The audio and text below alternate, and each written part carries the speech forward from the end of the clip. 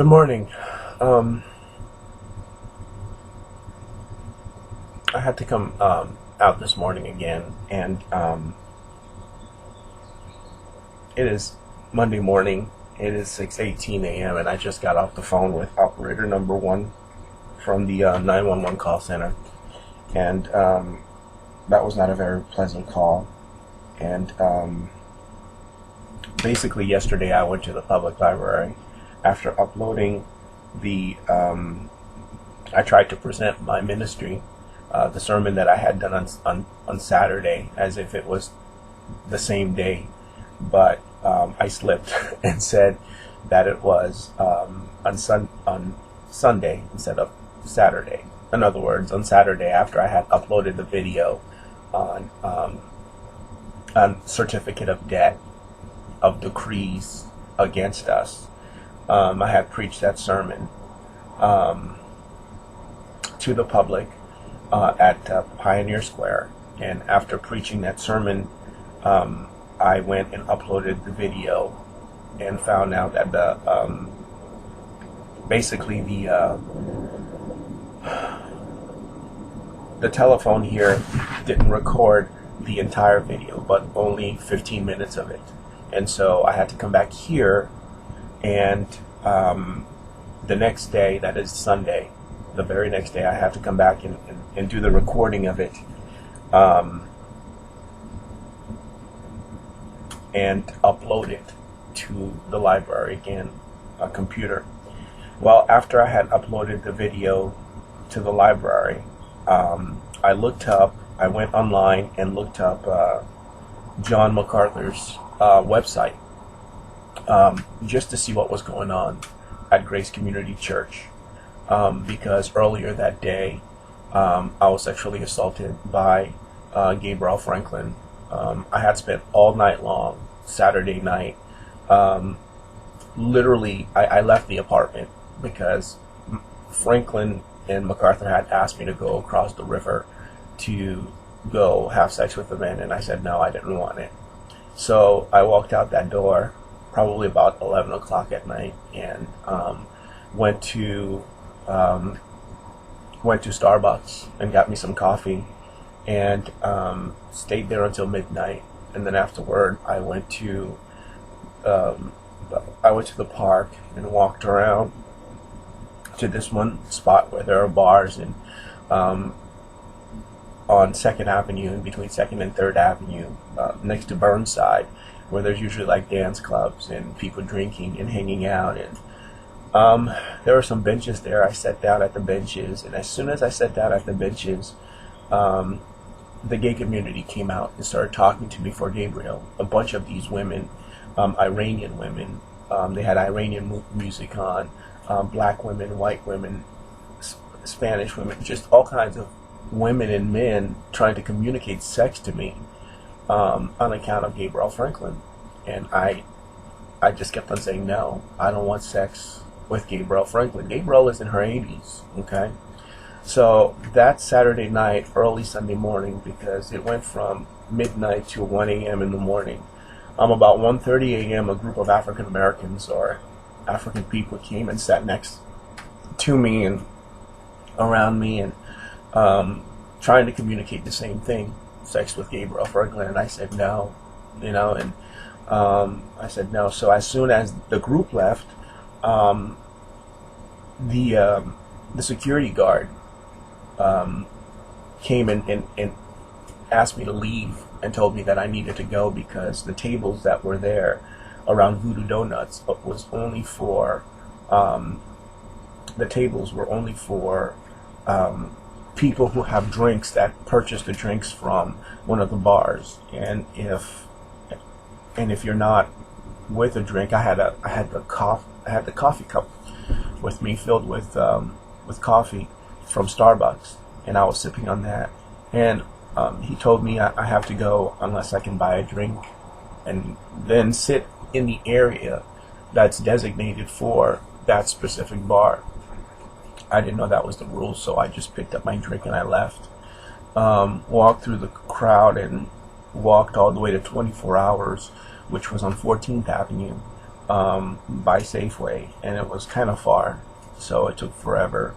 And as I was walking, they had some white girls, European American women come out and again talking for Gabriel and I guess my mother, Mary Ann, the two women. And of course I was supposed to be aroused by the women and desire the women so that the two African women can come out. Well, they followed me. For a little bit until I got to about 10th or 11th Avenue. And then of course Gabriel came out again through the community. I don't know how they pass on the information from community to community or from bar to bar. And all of these people kept on coming out and talking to me. But all of the conversation was indirect, you know, and I had to understand that's who I was talking to. I got to 24 hours, I guess about 1:30 or so in the morning. And from 1:30 to 4:30 a.m. I worked out. You know, I went jogging, played basketball, and lifted weights. My back was in pain, so I had to do lightweight workout. And I did that for a while. Got home afterwards and made the accident of, I want to show you. Everything is packed. And here's the chair that I've been using. Put the chair right here. As so. And basically just sitting here and sipping on coffee and just hanging out because all of my things are packed. I don't sleep on this bed. I can't. If I sleep on this bed, they're going to wreck the heck out of me. And the window's right over there, so they can see everything that happens here on the bed. Well, that Sunday morning, I came back at about 5 a.m. or so. I sat here. I think I was watching some cartoons and fell asleep here, and she came in and sexually assaulted me right behind this bookshelf right there. Right behind this bookshelf right here. This first one and the second one is the heater, and in the heater, and behind the heater, and it's in the heater that I think where the sleeping gas comes in, and I'm knocked out, you know, like this. And she sexually assaulted me that Sunday morning, which was yesterday morning. After I went to, so she did it on that same night anyway. So all the time that I stayed out of the apartment and went to 24 hours and worked out all night just to keep from sleeping in this bed, she came in and sexually assaulted me anyway that Sunday morning, yesterday morning. I called 911 and spoke. Who did I call? Here's the list right here. I called non-emergency at 6:18 a.m. 6:18 a.m. and spoke to operator number 14. And then I cleaned up and went to church. I went to a First Baptist church, and you know what? I don't even remember. I think the name of the pastor is Dave Wheeler. I go to the church off and on. Melinda was telling me that I should go to Imago Dei, and then they changed their minds. And then she's like, well, you know, you should probably go to church in the North Central District. And for some reason that was too far away, so I said no. Then she said, well, why don't you go to Imago Dei? And I was like, nah. I didn't want to cross the river because as soon as I crossed the river, right as you cross the river, you hit Martin Luther King. Down the street is taboo, and I didn't want to go there. And the homosexuals have been using the pastors in the area. You know, if I go to a church, they'll send the pastors, a double of the pastors in there for me to go and do that for them. And I don't want to have that kind of relationship with the pastors of the church. Like I said in my last video, the Word of God says, you know, Paul says that there's nothing. I don't want to know anything among you except for Christ and Him crucified. And so the last time I went to Imago Dei, I brought in that one book that I'm working on, Let's Talk About God. And so that's the only kind of relationship that I want to have with pastors, including John MacArthur. And so Anyway, I didn't go to Imago Day. I said no, I didn't want that because I know they'd come out on me with guys that either reflect him or look like him, and I didn't want anything to do with that. So I didn't go to that church. So instead, I went to First Baptist, and when I went to First Baptist, Dave Wheeler was the pastor, and he taught on I think it's Genesis 21, 8 through 21. The whole the book, the story of Ishmael, how the slave girl was removed from Abraham's camp and sent into the wilderness, and then she took a wife for him or something. I think that was the passage. I couldn't keep my eyes open. I couldn't keep my eyes open for some strange reason. I think I blacked out. And several times during the course of the message, I couldn't keep my eyes open. I don't know why. I kept on blacking out. And but I don't think anything happened in the church in front of all those people, not while David was preaching. What I did notice, though, in the audience was an African woman, and I guess she was a Haitian woman, and she looked like she was shaped, and she had the same height as Gabriel Franklin. She had an afro in her hair. Now, I think a regular homosexual who knew the community would have probably identified her as Gabriel and would have gone and talked to her. It wasn't until after the message that I knew she was even in the audience. When I saw what she looked like and who she was, I gasped. I couldn't believe it. I walked away. I had gone to use the restroom, and I left. And David and I greeted each other, and I don't think he can remember my name, but we greeted each other, and I went to the library. So we go to the library, and I came home and did the video, the last video, the video that's on Horse Sense Writing School. Hold on a second here. For-one writing lesson package. Only Alarm $30. 6:30. So I did the video, the catch-up video on. I come back here and I did the catch-up video. I eat my lunch. I had a hamburger and 2 hot dogs because I had trying to redeem myself from the woman and Dave and some other people that I made contact with, because that's the thinking of the gay community. You always got to redeem the people that you run into, or you go to taboo and do all of that. I didn't want any of it, so I came home, ate lunch, made the video, brought it to the library, and uploaded it, and went online to look and see what MacArthur was doing at Grace Community Church. He wasn't doing anything except for when I went online, I found that there were some African missionaries, or there was missionaries, a whole list of them. It's like there's a missionary couple or family, and then underneath is MacArthur's picture. There's another missionary couple and family, and then there's MacArthur's picture. And then I got to one where it was an African guy, and it was really strange because the photograph, instead of the photograph being straight up this way, the photograph was this way. So if this is the head right here, the head was this way, and the African was looking up. So to me, it was telling me that the African had died, and they left a photograph that way. Of all the pictures, the only African there online was the one, and his photograph was not straight up like everybody else's, but his photograph was this way, looking up, as if he had passed away.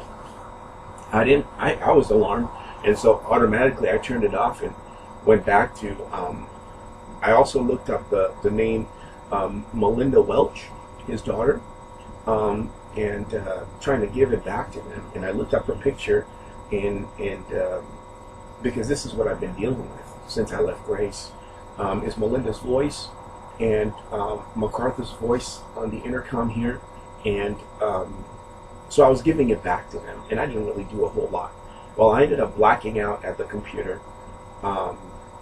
Actually, the first computer I didn't black out in, but my time ran out after about an hour and 20 minutes. So I went to another computer, 221, and I blacked out. They had sent they sent 2 females, one with the face of Jonathan Zabel and Gabriel Franklin, and the two came and sat down at computer number 220. I was in 221, and there was this white guy in 222. I blacked out twice, and when I woke up the second time, I knew that I had been violated right there at the library, at the public library. And I thought, well, that's an unusual thing. I've never had anybody touch me at the library, and there it was. It had been done. I'm not sure if it was done by the two women that were sitting next to me, or if Franklin came out of the back and did it and then walked away. So I told the library, I spoke to a Jay Phillips, who was a security guard there, and I told him what had happened. And right before that, in the computer before that, I ran into the guy next to me was watching some porn, and well, actually he was watching Barack Obama on a video, I guess, talking politics and some pornography or something. And I saw the word manhunt, and I was like, okay, well, what does that have to do with me? I sort of felt intimidated that Barack was right there on the video. So when I got to the new computer, I looked up the word manhunt, and because I think in the porno world, manhunt has something to do with gays, and I wanted to know if the community was talking to me. So I looked up the word manhunt, and there was nothing there. They weren't communicating anything. It was just a bunch of cartoons, and I thought, well, okay, I don't understand any of that. So I went and continued to watch. I was watching this kung fu movie, so I continued watching the movie. And what was really strange about the kung fu movie was that if you read into it, it would have been. It's almost like all of the movies, all of the Asian movies. Somehow or another, the people looked like either Gabriel or a member of her family or somebody. And I think the main character in the one movie that I was watching, Super Shaolin or something like that, was, I guess his face resembled that of Gabriel's daughter, Marie. And I didn't read it, but if I did read it, that's who it would have been. And some of the players in there, and I think what they did in the Asian world, in the karate world, is they took a lot of their movies, and a lot of the movies where they would be resembled, and this is because of E. Franklin, where they would be resembling, they'd be resembling the people from her family. So on account of that, I think she basically, with the help of the community, I blackened out, they knocked me out so that she could sexually assault me right there in the library in front of these patrons. The library staff didn't stop anything. When I woke up, my time had already expired, and I got up and I didn't say anything. I could feel the pain, the throbbing pain in my genital. I went to the library staff and I told them. The staff called the security. I told them. And then I called 911 and they told me to call non-emergency. And I called non-emergency about 3:51 and spoke to operator 4 that I was sexually assaulted at the public library while I was on computer 221. And then I sat here and watched some movies and ate dinner. I sat here in this chair to relax and fell asleep, and I never woke up. And they spent all night long, those two, either the two women or Gabriel and some other women, and basically sexually assaulted me. She did it at the library, and then she came here and did it again. And this morning, when I woke up, my pants was unbuckled, my shoes were my left shoe was taken off. They hadn't pierced my feet because I would have felt the pain, but they cleaned me pretty good. I mean, they cleaned me. I mean, I was so clean. The genitalia area, the whole thing was clean. I mean, when I, you know how the human body usually gives you a certain scent. The scent was completely removed. It was like freshly. I felt like more or less like I was just coming out of the shower. You know, that's how clean they left me. I don't know who came into the apartment. I assume it was Gabriel. I assume it was Gabriel and whoever else has been with her. I don't know how long they used me for. I don't know. The windows were left open because I usually leave the windows open so that air could circulate. It was warm in here last night. So from probably about 10 p.m. till 6 a.m. I don't know what they did, but I was used and assaulted. I called and reported it to non-emergency again, operator number 1, and she seemed kind of apprehensive, as if she was not in agreement with me calling it in. So, so this morning, yesterday at the library, earlier on Sunday morning before going to church, and I mean, it's almost like here, I just gave it to you 3 times in a row, and she did it twice here in this chair and at the library. It's like, I don't know how to put an end to this, because these people are assuming, and the last church I spoke to was Church of the Nazarene. I don't know who the pastor on duty was. I think his name might have been Dan, I'm not sure. This was on the 20th, and he was trying to invite me to come and speak to them about the situation, and I didn't go because at the time I was in excruciating pain in my back, and so I didn't say anything to them. But I think the church is under this false pretense, or this false conclusion that me and this woman are in a relationship. Me and Gabriel Franklin have never been in a relationship. Me and Gabriel Franklin have never been friends. Gabriel Franklin and I have never been friends. We've never been mother and son. We've never been family. You understand? I was a 9-year-old boy who was sent to live with a stranger because I called her Mama. The word Mama means mother in Haiti, or in Haitian language. She's not my mother. She's never been my mother. She's never even been a friend. I never knew who the woman was. I guess what the woman had the ability to do was to project her spirit on me. She also has the ability to hear my voice, and I can hear her voice. When she projects her spirit, I can feel it. When I was young and she did that, I offended many people. I offended Tom Sullivan. She had the ability to communicate into my mind her own thoughts. She does, and so does Melinda MacArthur. I think the people are under this deception, this delusion. The American people are, and so are my people, under this delusion that this woman and I are in some sort of a relationship with each other. I'm not in a relationship with Gabriel Franklin. In the world's terminology, I absolutely hate Gabriel because of the fact that she stalks me everywhere and she sexually assaults me with the help of the gay community. She's done it publicly for years.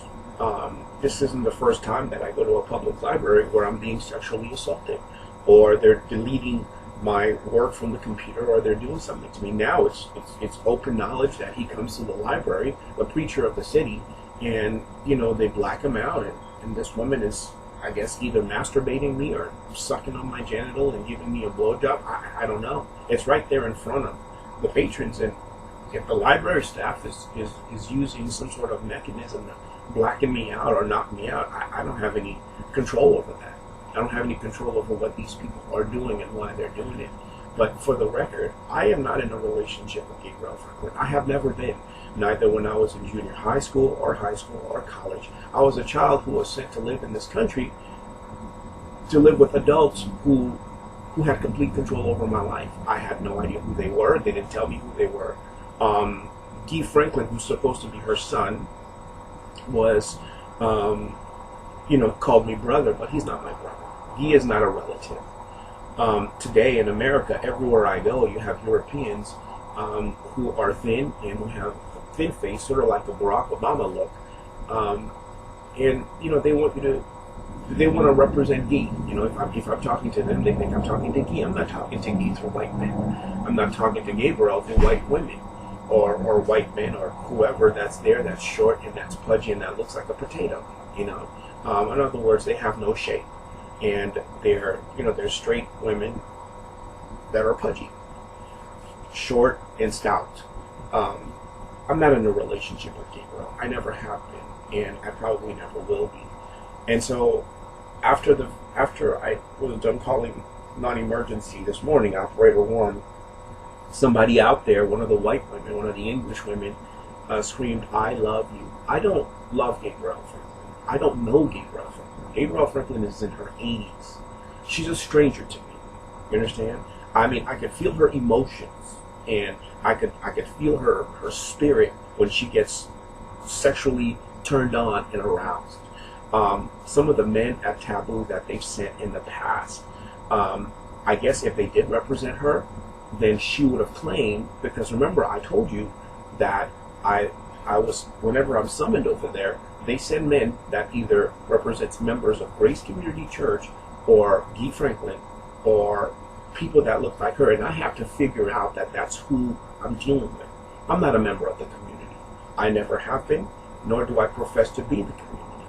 I don't stand with the community. I preach against the community. If preaching against sin is against the community, then I preach against the community because I preach against sin. Some of the steps that I've taken and actions that I've taken to defend my faith as a Christian, to defend my actions as a man, or to defend my actions as a minister, people have misunderstood. I've been misunderstood all the way through. People are under the delusion that this Haitian woman and I are a thing. We've never been anything. We're not lovers. We're not boyfriend and girlfriend. We're not husband and wife. We're not mother and son. We have offended each other all the way. This woman offends me in my home. She offends me in public. She offends me in the church. She offends me through the government. She offends me through the gay community. She offends me through the Klan. She offends me and the people who represent her in any culture, from the Asian community, African Americans, Haitians, Cuban, European, Spanish, you name it. The people are under this delusion that I'm in a relationship with this woman. This woman and I are nothing but enemies. We hate each other. Homosexuals, if I've made any sexual contact with any homosexual, because they won't allow me to go near the women. They won't allow me to talk to the women, to have the women as a friend.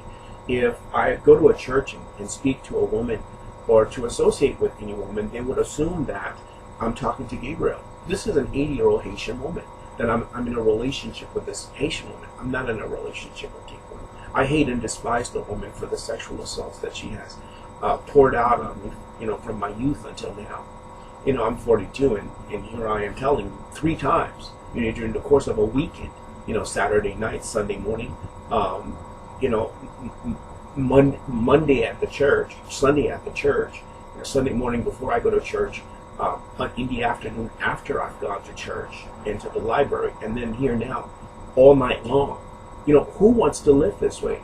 Victimized or as a victim under this U.S. government, knowing that she's protected by Barack Obama and Michelle Obama. She's protected by them because in the community they represent Guy Franklin and Marie Annette, which are her relatives.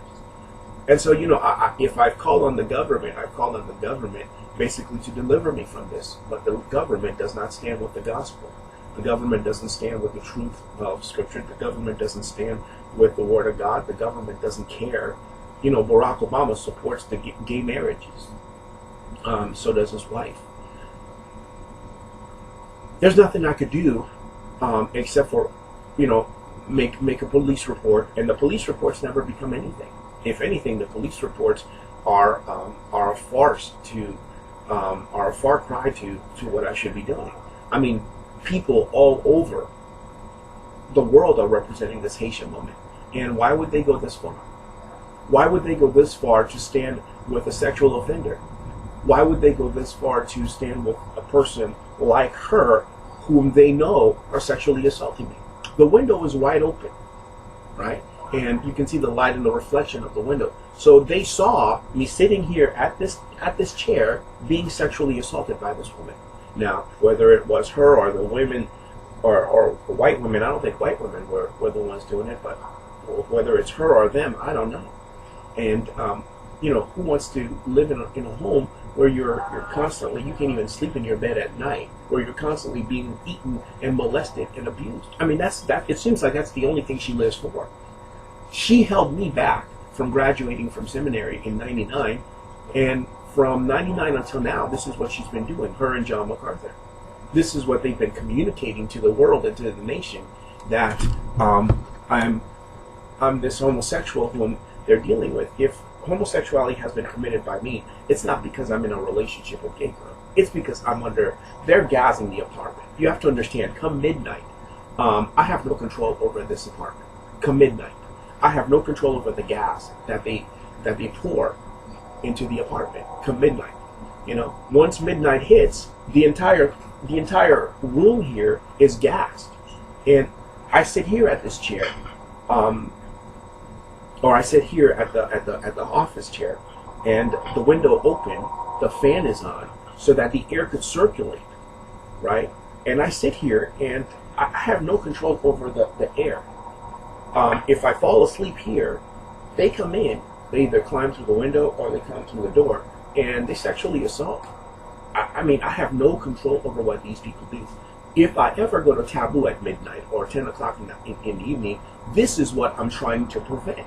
I'm trying to prevent them from trespassing and coming into my home and doing it here in the apartment. If I go over there to give the homosexual community my body, I'm not giving them my life. I'm not giving them my convictions. I'm not giving them my teaching. I'm not giving them my Christian faith. I'm giving them the body that they're asking for. This is the flesh that they want to use and abuse and insult. They want the flesh. All I do is give them the flesh. But does that mean that I give them my conviction? Does that mean that I give them my support? No, I'm not giving them my support. I'm not giving them my conviction. I'm not even giving them my teaching and what I believe. I'm basically cooperating with a group of people who has complete control over my life, and this is what they've done. This is what they're doing repeatedly. This is the situation that they've used to basically keep me out of every church. I'm supposed to be moving into a new area next week sometime, because this is the last week in the month of June. And automatically, and already all the African American churches in that area know of me. And African American women and European women and Spanish women and Asian women, all of those young girls have already been alarmed and have already been given information. What information are they giving? That this Haitian woman is, she's stalking me, and that I'm her man. I'm not Gabriel Franklin's man. I'm not Felicia's man. I'm not the man for Marianne Calix's representative. I'm not the man for any of these old Haitian women or old African American women, or even these old European women that may resemble or look like Gabriel or Jonathan Zabel or any of those people. I'm not in a relationship with anyone. I am dealing with this situation as a foreigner and as a person who's been sexually offended since junior high school. This is how they've been dealing with me. Even as a 9, 10, or 11-year-old, they'd let these children come to wherever I was living at and assault me, from what I was told. And looking back now, this is how it's been since 1981. So I'm supposed to be moving in a new area, and the area has already been, it's already been scouted.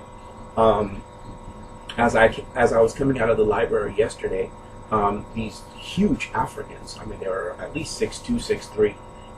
One of them, the female, she came out on me.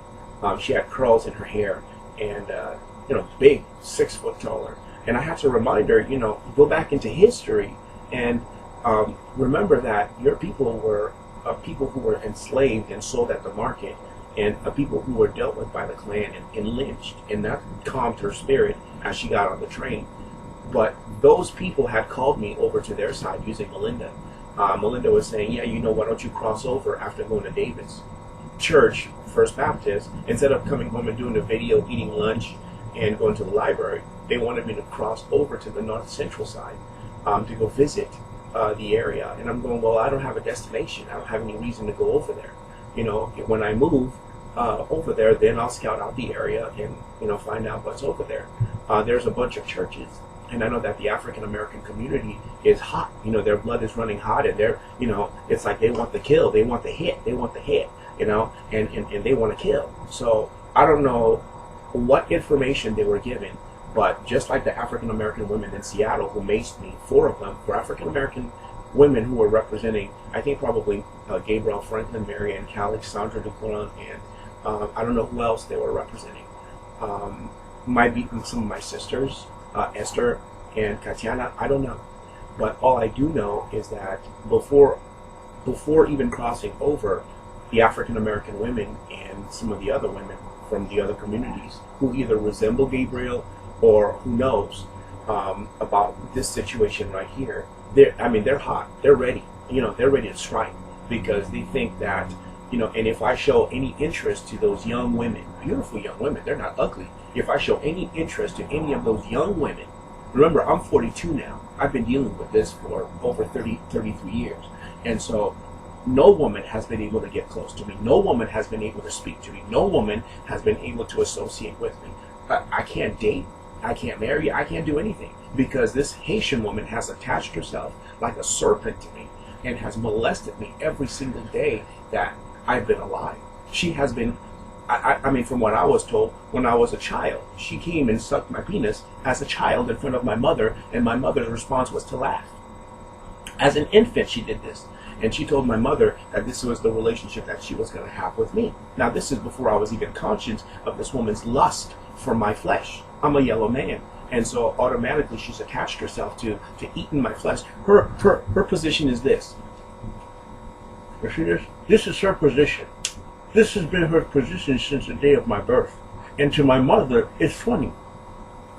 Who wants to live 30, 40 years of their lives with a woman, with your penis in her mouth? Your penis is in her mouth 24/7. And so I'm not exactly sure what to say to you as an American people, because to me it's not funny. Sexual assault is a serious crime. Rape is a serious crime. But when you have an entire government system and a homosexual community who has set you up, every single apartment complex, every single state, every single city, every single complex that you live in, this woman is claiming love. There's no love relationship here. I'm about the biggest victim that you will ever find in this American continent of sexual assault. I don't know what American children go through with their parents. I don't know what American children go through growing up with mom and dad. If this is the usual American life, where the guardian of the child or the parent of the child is sitting there having sex with the child and abusing the child and molesting the child and raping the child. But this is definitely not normal behavior that I would think of between two strangers. She's not my mother. She's not my wife. She's not a woman that I desire. And any Mexican, Spanish, white, European, Asian, whoever I ever made homosexual contact with, it was never because I was in love with this woman or I had agreed to have sex with her and her son. No, there's a misunderstanding there. I am not in love with this woman. I hate this woman with every ounce and fiber of my being. Women are pretending to be members of Grace Community Church who represented her. And some of the women that I have spoken to at Grace, how would I have known, since I didn't know the gay community, how would I have known that they were representing Gabriel? Sonia McMahon, I think her name was, and then she changed it to Sonia Johnson. How would I have known that Sonia was representing Gabriel? I never knew the gay community, and why would Sonia be representing the Gabriel? Elizabeth Moreno. How would I have known Elizabeth was representing Guy or Gabriel? Nobody ever told me that. Lisa Dare. How would I have known that Lisa Dare was representing either Guy Franklin or Gabriel Franklin? Sky Cecile. How would I have known that Sky was representing Gabriel or even Melinda? And I don't know who else I had pursued at the time. Jennifer Simmons. How would I have known that Jennifer Simmons was representing Gabriel? I went to an engagement with her in the college department at the time. And so there's this misunderstanding that Gabriel and I are in a relationship. Gabriel and I are not in any kind of relationship. There's no paternal relationship with me and Gabriel. There's a misunderstanding. They, on their side, this is what they're communicating. Me, on this side, I'm enduring this thing that they're doing. But there is no relationship that I agreed to. I've never signed any paperwork stating that there is a marriage license. I've never gotten involved in anything that would literally, if anything, I've told her to go back to Europe, go back to Switzerland. They're sitting in the background somewhere, her and MacArthur, and they come out on the intercom. That's not normal behavior. That's not the kind of relationship that I would agree to. All the guys that I knew at Cal State Northridge, Gerardo Hernandez, the roommates that I lived, Kevin Schoenhoven, Gerardo was representing Guy, I guess. Eddie Gonzalez was representing Guy, and his brother Henry was representing Gabriel, because the gay community had come out on me representing her, and they didn't tell me that's who they were. How was I supposed to know?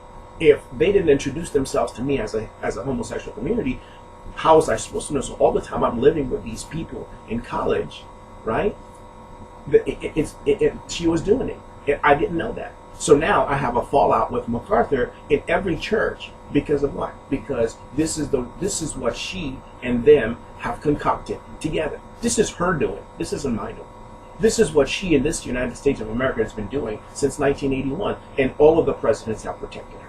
All of the government has protected her. The gay community has gone above and beyond in protecting this woman in sexually assaulting me right here in the apartment. She's been doing it for 365 days. All the time I've been living here. The management is in agreement. I mean, this is, what do? You go to sleep and you wake up and your pants is unbuckled, your cock has been cleaned up, your shoes are off because they took off my pants. They took off my pants, and God knows how many hours they sat here using me, and who knows what else they've done. Who knows what else they've done. So now it's a public thing. It's public acceptance. When you have an establishment that is run by homosexuals and they know who she is, then yeah, they'll knock me out and gas me, and they'll do it right there in the library. They'll do it right there in front of the people. And and for the people, it's funny because I'm the preacher of the city, and they see me out there preaching. But if they saw me in at the park and her doing that to me, she would have told them that I was her son. I'm not her son. I'm not her son. I'm not her relative. I did not come out of this woman's belly. Her blood doesn't run through my body. And even if it did, it would still be a sexual offense. And I'm shocked that Barack and his staff, are still supporting this woman. And Barack and his staff are still protecting this woman. Barack and his staff and the whole world of homosexuals, he's a homosexual leader. So, and the whole world of homosexuals are doing this on purpose to basically destroy my credibility as a pastor, to destroy my credibility as a preacher, to destroy my credibility as a man of God, to destroy my credibility as a minister. And people like MacArthur are the people that they summoned. When I went to Los Angeles back in 90, that was the pastor whose congregate came out on me, and I didn't know that he was a gay pastor. I thought he was a legitimate expositor, a Bible expositor, but there was another side, and the other side, when it came out, it put me out of the faith, it put me out of the church, it put me out of the congregations of America's churches. So now all the churches are in with John. All of the churches, all of the government establishments. I mean, it's a fiasco. It's horrible. It's a horrible thing. I give you this information to warn you. Be careful who you associate with. Some of you are adopted, and be careful of the adoptions. There's sex trafficking. To me, this is probably one of the worst sex trafficking cases. This woman I did not know, and this is what she's done with my time. All the time I've been here. And so, this is sex trafficking, protecting, MacArthur's daughter, and protecting this Haitian woman, and protecting them in the worst way. And, there's death threats, and who knows how many are involved in that. So at any time when you hear that Kevin Duclairon, the Portland, Seattle preacher, is dead, don't be surprised, because this is initially the intent behind this. And whether they kill me while Gabriel is here or when she's gone, or while MacArthur is here and when it's gone, know that is the ultimate intent. The Bible talks about every intent and the thought of their heart is evil continually. This is probably one of the worst cases that you'll find of a man trying to communicate to an American public that I'm a victim of sexual assault. Can somebody help me? And the American government, the American people, being that I'm African or Haitian, Cuban, the response is no, we're not going to help you. Why? Why would you not help me? Why would you, the police department, not help me put an end to this sexual assault? Why would you, the U.S. government, not help me put an end to this embarrassing situation? Why would you sit there and try to turn the whole thing into some jocular, funny thing? It's not funny to be sexually assaulted. If when the white women get assaulted and they get beat up and they get raped, it's like, oh, look at this, how cute and funny, an old woman wanting to suck this young man's cock. That's not funny. That's assaulting. Just because I'm a man, it doesn't mean that as a man that it should be something enjoyable, or it shouldn't be. It's not enjoyable for me. I don't understand how you as an American continent could sit there and allow these old women to do that to these young men or to these young children, right? How could you, with a clear conscience before? I guess that's the reason why I became a gospel bearer. I guess that's the reason why God called me to be a preacher against this sort of thing, because I don't think this is pleasing to God. You understand what I'm saying? The relationship that when you read Leviticus 18:22 tells you that God doesn't agree with men laying in bed with each other, right? And you already know, I've already given you all the information to that. God doesn't agree with parents having sex with their children, but we're in America. America is the land of liberty, right? Where people do all of these things, but God is not in agreement with it. If you're a Bible believer, you know that God doesn't agree with parents having sex with their sons and daughters. First generation is not supposed to be having sex with second generation in the same household. You're supposed to go out there and find yourself a spouse. But in this situation, my family set me up. My mother and my father set me up with this Haitian family whom I considered family. And if in my heart I considered them family, then they should have respected it. But they didn't see it that way. Me as being the little brother, what they saw was a sexual partner. What they saw was an opportunity to come out. And so that's what they brought me into the family for. They didn't bring me into the family to make me a son. They brought me into the family so I could feed their flesh as a 9-year-old. So here they are feasting on my flesh from 9 to 42, and this has been the testimony that they've given me in the land. And I had no idea that this is what the government was going to do, with the support of the churches. And so, the churches are assuming that me and this woman are together. And that's the famous word that they're using now, is together. We're not together. We're apart. We've been apart since '83, and we will remain apart for as long as I have breath, unless they gas wherever I'm sleeping or wherever I'm sitting and come in and sexually assault me. And they basically explained to me that the reason why they've been doing it this way is because they don't want me living in America with Gabriel and her son.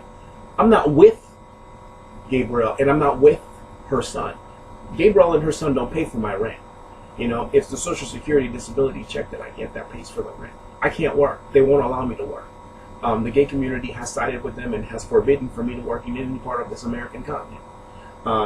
Their judgment is you need to leave the country and go back to your mother. That's the famous thing with Gabriel Franklin, is you need to go back to your mother, as if I'm living here with her. I have not been under her roof since 1983. And I was removed from under her son since '85. So, from '85 until now, 30 something years, right? From '85 to next year is 2015. So literally 29 years. The first, from '81 to '85, I was under their roof. But from '85 to now, I have not lived under their roof. And this has been the focus of their lives, to sexually assault me so I could leave the country. And I told them I'm not leaving America because Haiti is a third world country. They're fighting cholera, they're fighting AIDS, they're fighting poverty, they're fighting all sorts of diseases and malnutrition. There's no job, there's no home, there's nothing down there. They just had a 7.0 earthquake in 2010, and the city has not even been rebuilt. Maybe 5% of the city has been rebuilt. Even the Palais, the White House down there where the president is, has not been rebuilt. When you look at the photographs, it's still destroyed. The buildings, the housing, these people are still living in shanty houses, in little toll houses made out of metal, and their homes are all crumbled up. They don't have money and resources to rebuild down there. So why would I go back to an impoverished country when I could be living up here and working up here and living my life? And so this is, the foundation of this is basically African-American relationship with Europeans. That's the sound foundation of this. This is a racism.